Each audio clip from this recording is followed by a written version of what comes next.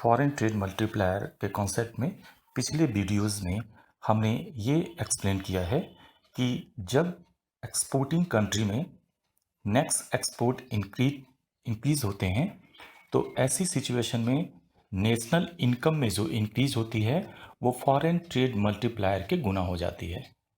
लेकिन इस कॉन्सेप्ट में इस बात को कंसीडर नहीं किया गया है कि जो कंट्री एक्सपोर्ट कर रहा है उस और जो कंट्री इंपोर्ट कर रहा है, अगर वहाँ पर उसकी इनकम और एक्सपोर्ट्स में कोई चेंज होते हैं तो उसका दूसरे कंट्री के ऊपर क्या इफेक्ट होता है, ये फॉरेन ट्रेड मल्टीप्लायर के कॉन्सेप्ट में कंसीडर नहीं किया जाता है या एक्सप्लेन नहीं किया जाता है। इसको फॉरेन ट्रेड रिपरकशन के कॉन्सेप्ट में एक्सप्लेन किया जाता है।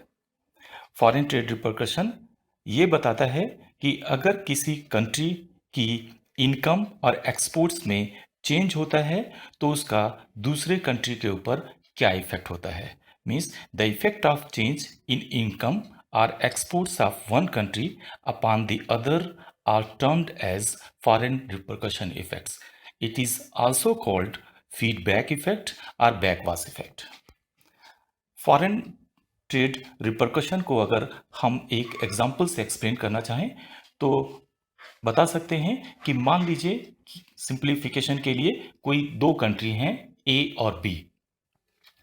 अगर ए कंट्री में ऑटोनोमस एक्सपोर्ट्स में इंक्रीज होती है तो यह बी कंट्री में उसके ऑटोनोमस इंपोर्ट्स में उसी अमाउंट में इंक्रीज करेगी।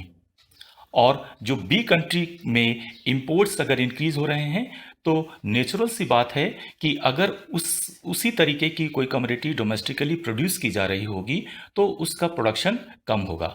इसका मतलब ये हुआ कि वो डोमेस्टिक प्रोडक्शन को रिप्लेस करेगी, जिसके कारण डोमेस्टिक इनकम में कमी हो सकती है। तो ऐसी सिचुएशन में जो इंपोर्ट्स बढ़ने चाहिए वो नहीं बढ़ेंगे, क्योंकि अगर डोमेस्टिक इनकम कम हो रही है तो ऐसी स्थिति में इंपोर्ट्स का भी इसके ऊपर इफेक्ट देखने को मिलेगा। बिकॉज इंपोर्ट्स डिपेंड करते हैं कंट्री की इनकम के ऊपर, और इनकम के घटने के ऊपर इंपोर्ट्स भी घट जाएंगे। जब इसका मतलब ये हुआ कि जिस अमाउंट में इंपोर्ट्स में इंक्रीज होनी चाहिए थी उस अमाउंट में इंक्रीज नहीं होगी। इसका मतलब है इसका कुछ पार्ट न्यूट्रलाइज कर दिया जाएगा। इसका प्रभाव ये होगा कि जो एक्सपोर्टिंग कंट्री है उसके जो ऑटोनमस एक्सपोर्ट्स में इंक्रीज होनी चाहिए थी उतनी नहीं होगी, बल्कि उससे कुछ कम हो जाएगी, क्योंकि जो बी कंट्री है उसके इंपोर्ट्स कुछ कम करेगा, जिसके कारण इसके एक्सपोर्ट्स की क्वांटिटी भी कम हो जाएगी। और इसी को हम फॉरेन ट्रेड रिपरकशन कहते हैं, और ये चेन प्रोसेस में चलता रहता है। अगर इसको हम एक सिंपल लाइन डायग्राम से एक्सप्लेन करना चाहें तो नेक्स्ट वीडियो के द्वारा एक्सप्लेन कर सकते हैं। फॉरेन ट्रेड रिपरकशन को एक्सप्लेन करने के लिए हमने ये मान लिया है कि there are only two country, A and B.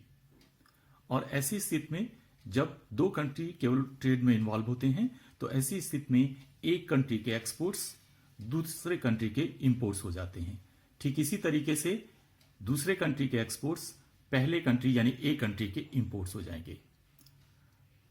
इस लाइन डायग्राम के द्वारा अगर हम फॉरेन ट्रेड रिपरकशन को एक्सप्लेन करना चाहते हैं तो हम अगर शुरुआत करें कंट्री ए से तो देखें कंट्री ए में जब कोई डोमेस्टिक इन्वेस्टमेंट में इंक्रीज की जाती है, जिसको आईडी से डिनोट किया गया है, और एरो ऊपर की तरफ जो ये दिखा रहा है ये बता रहा है कि इन्वेस्टमेंट में इंक्रीज की गई है।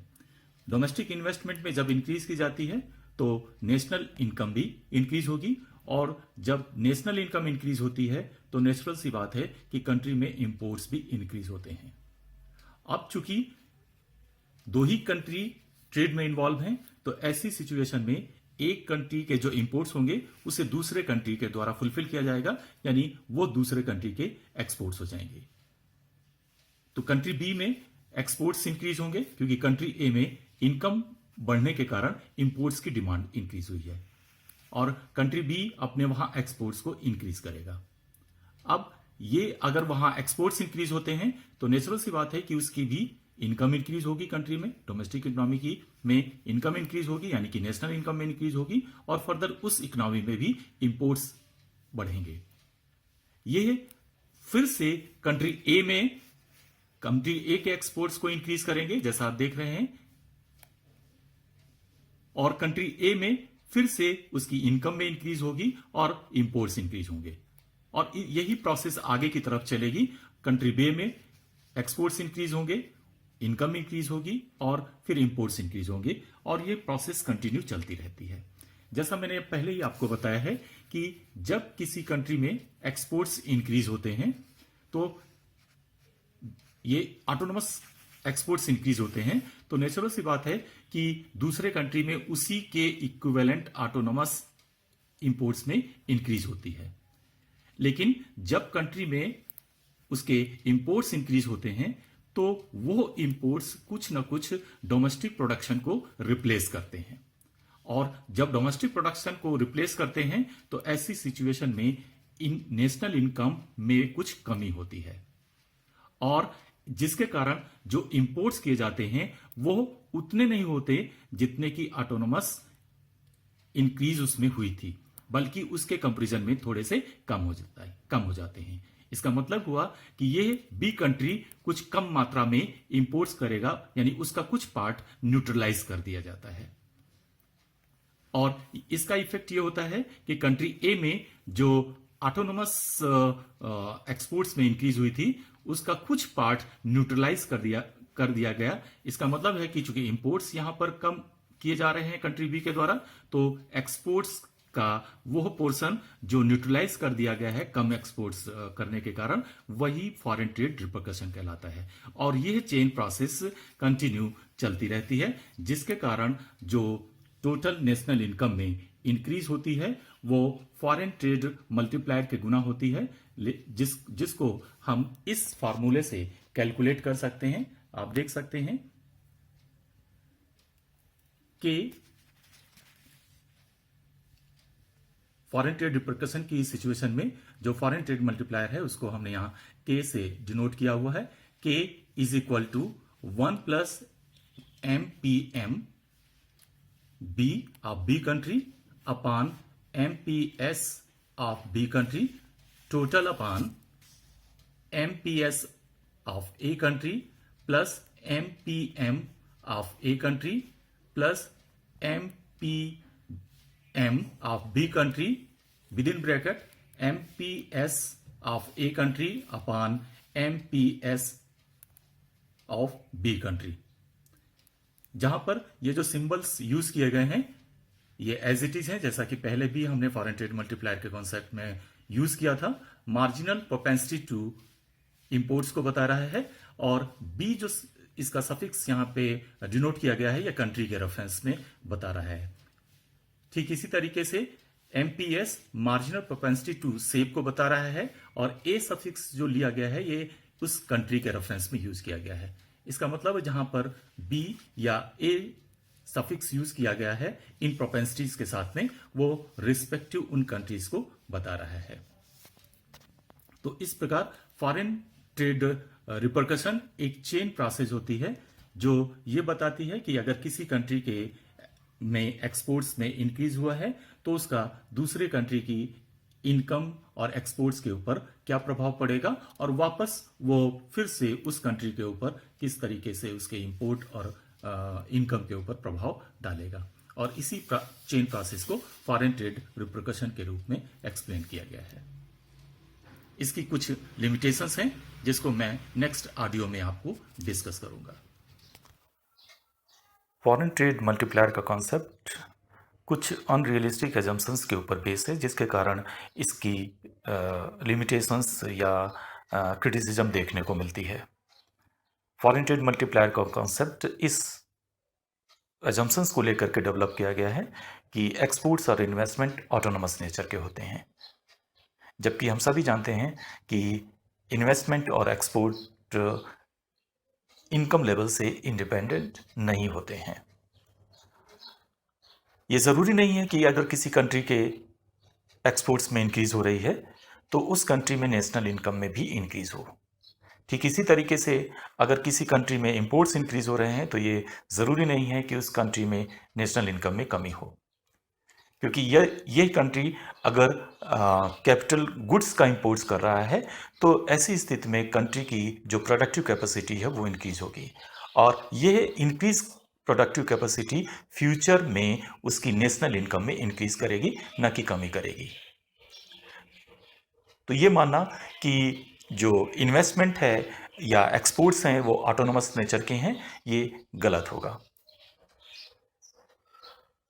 दूसरी लिमिटेशंस इस फॉरेन ट्रेड मल्टीप्लायर के रेफरेंस में ये देखने को मिलती है कि ये कॉन्सेप्ट स्टैटिक नेचर का है, जो ये मान लेता है कि जो इक्विलिब्रियम है वो कंपैरेटिव स्टैटिक अप्रोच के ऊपर डेवलप होते हैं।